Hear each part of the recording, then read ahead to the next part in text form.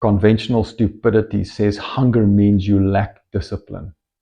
So people fight hunger, ignore signals, and blame themselves when they fail.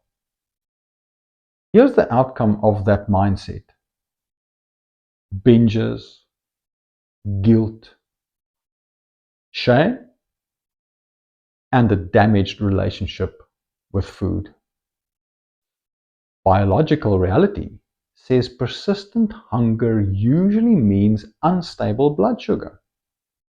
Foods like toast, oats, cereal, fruit juice, and snack bars spike insulin and create crashes.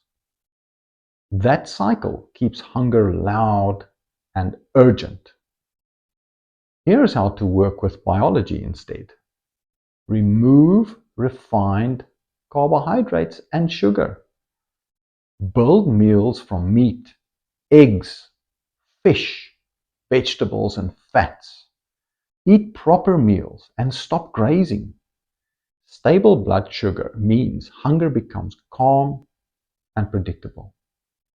You don't need discipline, you need stability.